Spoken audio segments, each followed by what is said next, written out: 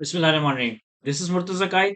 आज की इस वीडियो में हम CAF 5 that is financial accounting and reporting two autumn 2022 की अटेम्प्ट का क्वेश्चन नंबर 5 सॉल्व करेंगे, जो कि आईएफआरएस 9 की टॉपिक से पर्टेन करता है। तो CAF 5 financial accounting and reporting two की आईकेप की ऑटम 2022 की अटेम्प्ट का क्वेश्चन नंबर 5 8 मार्क की वेटेज है सवाल की। रीड करते हैं, सवाल को सॉल्व करते हैं। सबसे पहले मैं सवाल की रिक्वायरमेंट रीड करता हूँ। तो रिक्वायरमेंट में कहता है prepare correcting entries in the books of HI for the year ended 30 June 2022। 30 June 2022 के साल में हमारे पास कुछ एडजस्टमेंट्स है और हमें करेक्टिंग एंट्रीज यानी कि रेक्टिफिकेशन एंट्रीज बनानी है। कहता है while reviewing the draft financial statement of Hexagon Industries for the year ended 30 June 2022, following mistakes were identified. Point number A. Investment in bond of OL Limited was accounted for as a financial asset subsequently measured at fair value through profit and loss, instead of measuring the investment at amortized cost. On 1st July 21, HI purchased 1 million bonds of OL at rupees 100 at a discount of 5 each with maturity in 3 years. Transaction cost of 2 million was also incurred on the purchase of these bonds.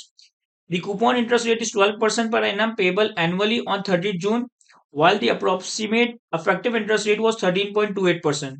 The fair value of each bond of OL was 99 on 30 June 2022. कहता है हमने ओल limited के कुछ bonds bye किए। इस investment को हमें रखना था financial asset at amortised cost. हमने इसे fair value through PNL category में रख दिया है। 1 जुलाई 2021 पे हमारी कंपनी हेक्सागन लिमिटेड ने 1 मिलियन बॉन्ड बाय किए थे ओल लिमिटेड के 100 रुपए के हिसाब से, 5 रुपए के डिस्काउंट पे, यानी कि 95 रुपए के हिसाब से।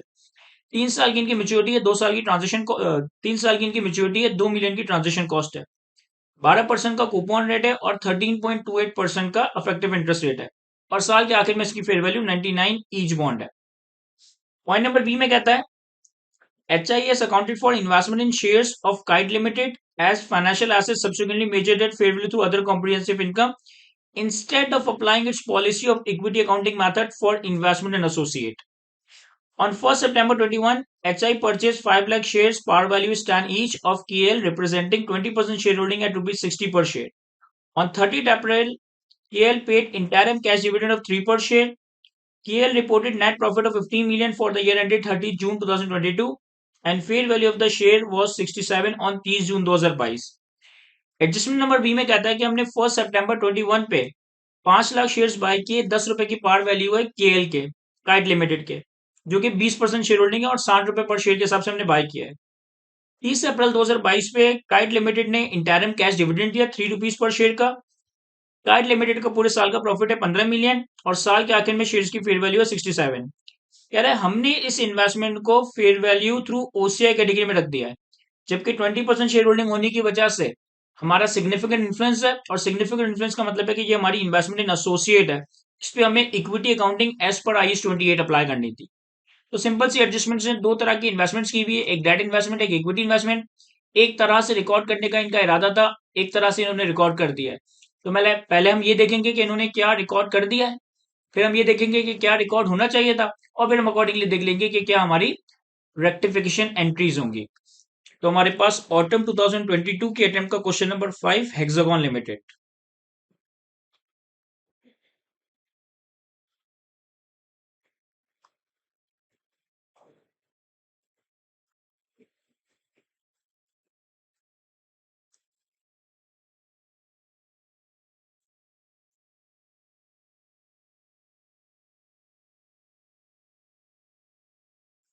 सबसे पहले हम देखते हैं एंट्रीज ऑलरेडी मेड, कि इन्होंने क्या एंट्री ऑलरेडी बना दी है एडजस्टमेंट नंबर 1 के हवाले से। पहले हम एडजस्टमेंट नंबर 1 देखेंगे, फिर एडजस्टमेंट नंबर 2 देखेंगे। एंट्रीज ऑलरेडी मेड, इन्होंने कहा है कि हमने जो बॉन्ड परचेज किए ना, इसे हमने fair value through PNL category में रख दिया। हमने 1 मिलियन बॉन्ड बाय किए थे, 100 रुपए की पार वैल्यू थी और 5 रुपए के डिस्काउंट पे बाय किए थे, यानी कि 95 पे बाय किए थे, और 2 मिलियन की ट्रांजेक्शन कॉस्ट थी। तो हमने 1 जुलाई 21 पे एंट्री बनाई होगी debt investment fair value through PNL debit cash credit. Sir 1 million bond हमने बाय किए, 100 रुपए की पार वैल्यू है और 5 रुपए के डिस्काउंट पे हमने बाय किए, तो यानी कि हमने 95 मिलियन पे, यानी कि हमने 95 मिलियन पे इसे रिकॉर्ड कर लिया होगा। मैं ये सारी वर्किंग रुपीज इन मिलियन में कर रहा हूँ। हमने 95 मिलियन पे अपनी इन्वेस्टमेंट को रिकॉर्ड कर लिया होगा। फिर जो ट्रांजेक्शन कॉस्ट हमने इनकर की, चूंकि हमने इसको फेवरेबल थ्रू पीनल कैटेगरी में रखा है तो हमने इसको एक्सपेंस आउट कर दिया होगा, तो 2 मिलियन की ट्रांजेक्शन कॉस्ट हमने एक्सपेंस आउट कर दी होगी। फिर हमारे पास कूपन रेट था 12% और साल के आखिर में इसकी फेयर वैल्यू थी 99। तो हमने साल के आखिर में क्या किया होगा, 30 जून 2022 पे हमें जो कूपन रिसीव हुआ होगा उसे हमने इंटरेस्ट इनकम रिकॉर्ड कर लिया होगा, cash debit interest income PNL में क्रेडिट। कितने से? सर 1 मिलियन बॉन्ड है, 100 रुपए की पार वैल्यू है और कूपन रेट कितना है हमारे पास? कूपन रेट है 12%। 12%, ये हमने इंटरेस्ट इनकम रिकॉर्ड की होगी, ये आ जाएगा हमारे पास 12 मिलियन। और फिर हम इस इन्वेस्टमेंट को फेयर वैल्यू पे लेकर आए होंगे, तो हमारे पास इसकी फेयर वैल्यू बनी होगी 1 मिलियन बॉन्ड है अगर, और 99 की वैल्यू है, तो ये 99 मिलियन। हमने ओरिजिनल इसको रिकॉर्ड किया था 95 पे, यानी कि 4 रुपए का फेयर वैल्यू गेन रिकॉर्ड किया होगा, तो हमने एंट्री बनाई होगी debt investment fair value through PNL debit, fair value gain PNL में क्रेडिट 4 मिलियन, 99 माइनस 95। अब ये तो वो एंट्रीज हैं जो कि ऑलरेडी कंपनी रिकॉर्ड कर चुकी है। अब हम देखते हैं entries that should be made, यानी कि क्या जनरल एंट्रीज बननी चाहिए थी। Entries that should be made.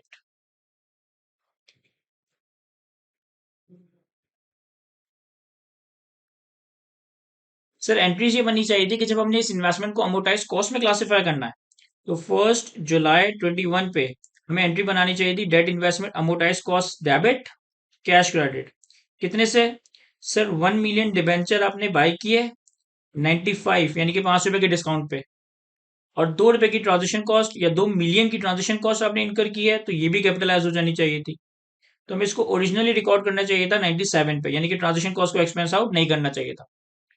फिर पहले साल के आखिर में 30 जून 2022 पे जब हमें कूपन रिसीव हुआ, तो कैश डेबिट 12 मिलियन से 12 का कूपन था, हमने ऑलरेडी कैलकुलेट किया था। इंटरेस्ट इनकम रिकॉर्ड होनी चाहिए थी यूजिंग द अफेक्टिव रेट।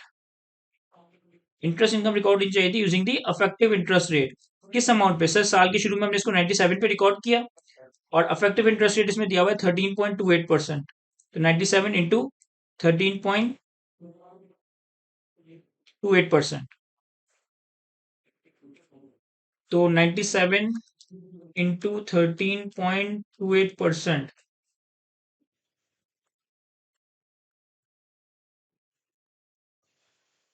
ये आ गया हमारे पास 12.88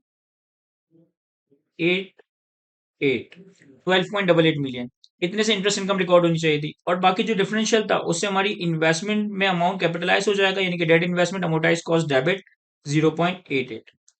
तो बेसिकली ये एंट्रीज बन चुकी हैं, ये एंट्रीज बननी चाहिए थी। अब हम इसकी रेक्टिफिकेशन एंट्रीज देख लेते हैं,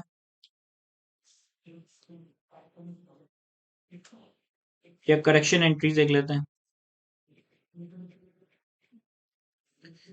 sir rectification entries correction entries क्या होंगी हमारे पास?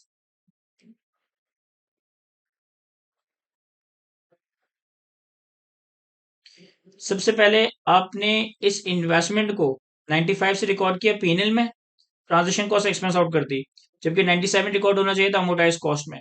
तो इसको सही करने के लिए हम जनरल एंट्री बनाएंगे debt investment amortised cost debit 97, debt investment fair value through PNL credit 95, और जो ट्रांजेक्शन कॉस्ट आपने एक्सपेंस आउट कर दी है इसे हम रिवर्स कर देंगे पीएनएल में, तो 2 मिलियन। फिर हमने इंटरेस्ट इनकम जो 12 की रिसीव की वो तो रिकॉर्ड कर ली है, लेकिन जो एक्चुअली हमारी इंटरेस्ट इनकम रिकॉर्ड होनी चाहिए थी वो 12.88 होनी चाहिए थी, और जो 0.88 का डिफरेंशियल है वो हमारी इन्वेस्टमेंट में कैपिटलाइज होना चाहिए था। तो सेकंड रेक्टिफिकेशन एंट्री होगी debt investment amortised cost 0.88, interest income PNL में क्रेडिट 0.88। फिर तीसरा, चूंकि हमने इस इन्वेस्टमेंट को fair value through PNL category में रखा है, तो हमने 4 मिलियन का फेयर वैल्यू गेन रिकॉर्ड कर लिया है जो कि रिकॉर्ड नहीं होना चाहिए था। तो इस एंट्री को सिंपली रिवर्स कर देंगे, फेयर वैल्यू गेन पीएनएल में डेबिट और debt investment fair value through PNL credit 4 million, 4 million. तो ये हमारी यहां तक एडजस्टमेंट नंबर 1 कंप्लीट होती है। अब आते हैं एडजस्टमेंट नंबर 2 पे।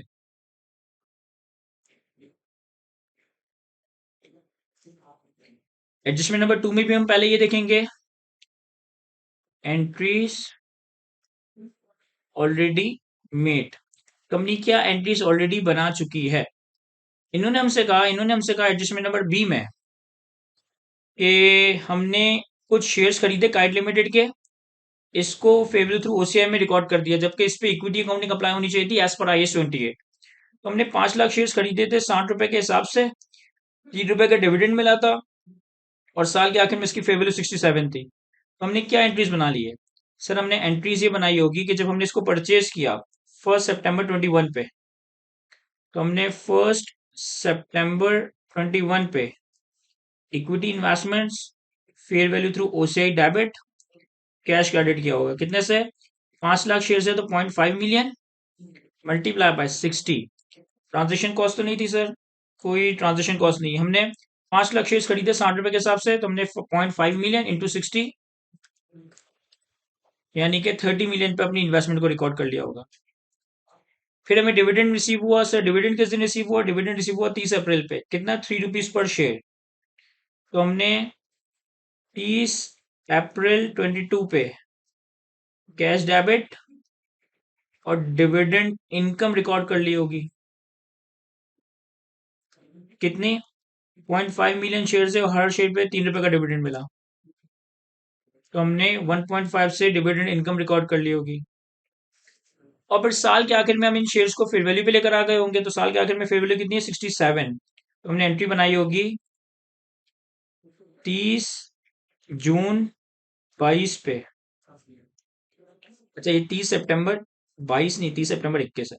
फिर हमने 30 जून 22 में एंट्री बनाई होगी equity investments fair value through OCI debit, fair value का गेन OCI में क्रेडिट। कितना? 0.5 मिलियन शेयर्स है, हमने ओरिजिनली रिकॉर्ड किया था 60 पे, अब इसकी वैल्यू हो गई 67।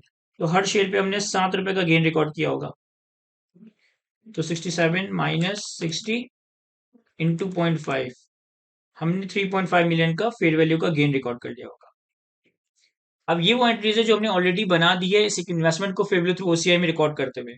एंट्रीज बननी क्या चाहिए थी?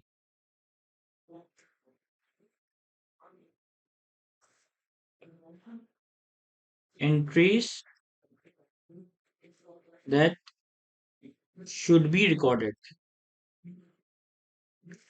सर एंट्री बननी नहीं ये चाहिए थी कि चूंकि आपने इस इन्वेस्टमेंट को इक्विटी इन्वेस्टमेंट के तौर पे इक्विटी अकाउंटिंग अप्लाई करनी है एज पर IAS 28, तो 1 सितंबर हमने कब खरीदा इसे?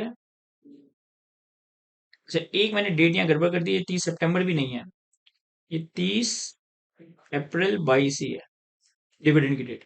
हमने 1 सितंबर 21 पे से खरीदा, तो हमें एंट्री बनानी चाहिए थी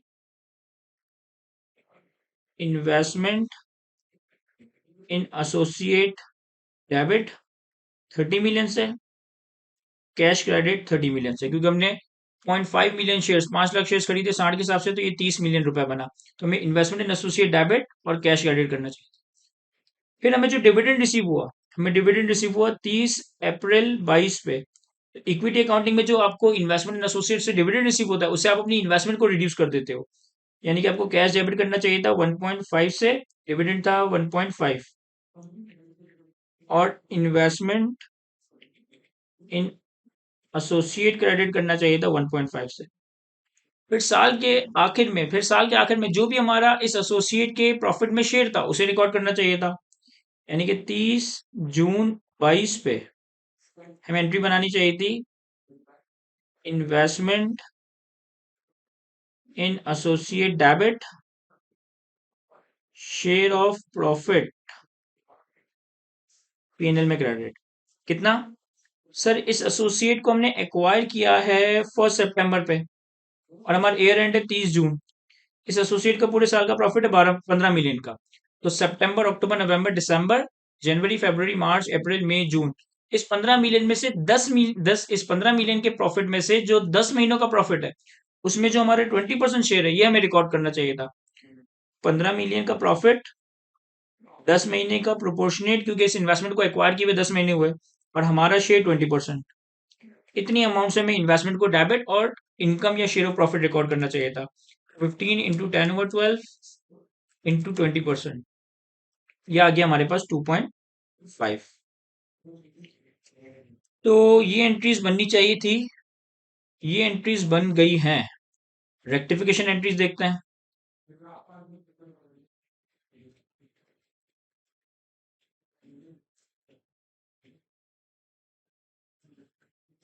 सर रेक्टिफिकेशन एंट्री क्या होगी?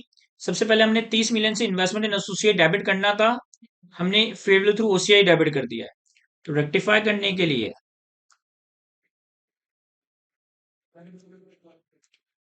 इन्वेस्टमेंट इन एसोसिएट डेबिट और equity investment fair value through OCI credit.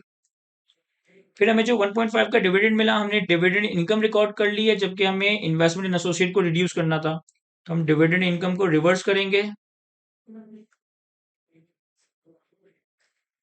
1.5, और इन्वेस्टमेंट इन एसोसिएट को क्रेडिट करेंगे।